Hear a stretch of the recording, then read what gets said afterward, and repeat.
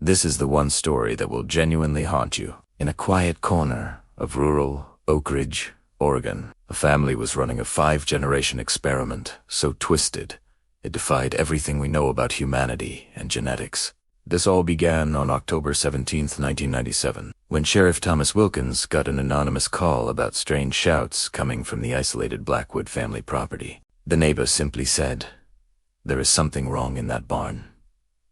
When officers broke into the faded red barn, sealed with heavy chains, the odor was the first thing that hit them, a smell described as the very absence of humanity. Inside, they found 7 women, aged 12 to 42, living in conditions the police classified as incompatible with any standard of human dignity. These women had obvious physical characteristics, like malformations and extra fingers, immediately suggesting severe consanguinity.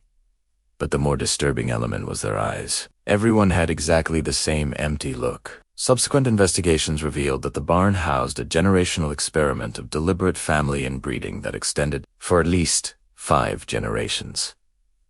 The case was centered around Jeremiah Blackwood, the 68-year-old patriarch, who systematically isolated his family over decades. What started as simple social removal became one of the most disturbing stories of intentional genetic manipulation ever documented. Forensic geneticists confirmed these were possibly the most inbred women ever documented in modern U.S. history. We aren't talking about an accident.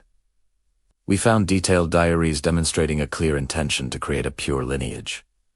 Jeremiah was planning specific crossings between relatives to select traits like eye color and bone structure. This horrific journey started back in the Great Depression when Jeremiah's grandfather, Elijah Blackwood, bought the property in 1931 for just $175. It was dirt cheap, because the land already had a sinister reputation after the former owner murdered his family there. Elijah immediately started isolating his family, pulling his children out of the local school. A local shop owner's diary entry from the time records the chilling observation.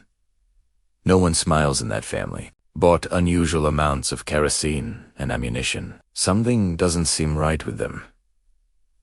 This paranoia escalated. Jeremiah's father, Harold Blackwood, married his own second cousin, Rebecca, in 1952. Of their 6 children, only 3 survived, the others dying of congenital complications. This led to Harold's horrifying journal entry in 1962. "Rebecca is too weak for more children, but we don't need strangers. We have our own pure blood, strong like steel." When Jeremiah took over in 1978, he doubled down, using self-taught knowledge of genetics and eugenics. The Red Barn, built in 1980, was designed from the beginning as a space of lockdown, featuring an elaborate lock system that could only be opened from the outside. Sarah, the oldest victim, testified that Jeremiah called his project Directed Evolution. He said they were special, like pharaohs or the subjects of horse-breeding books, maintaining pure strains.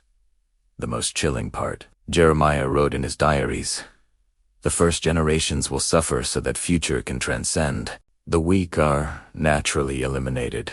The strong survive and strengthen themselves. In 10 generations, we will have created an upper lineage."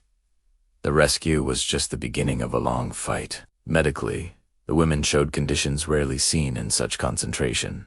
Extra fingers, polyac, severe dental issues, and heart malformations in every single woman. The DNA tests confirmed up to 37% of the genome of the younger women consisted of identical segments. Genetic disaster.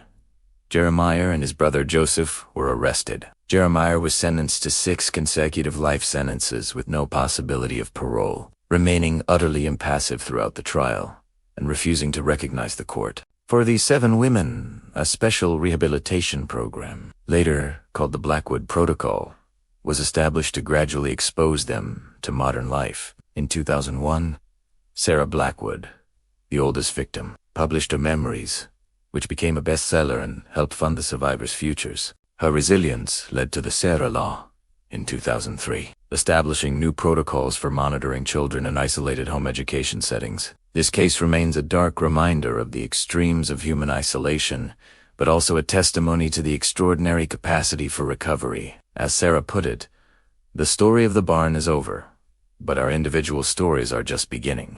If this investigation If this story of resilience impacted you if you watched until the end, do me a solid. Leave a comment right now saying, I watched here so I can personally thank you for following the full story. Do you not forget to subscribe for more deep dive real case documentaries that uncover the obscure realities of the human condition. And please, share this video with someone who values powerful, investigative stories. I'll see you in the next one.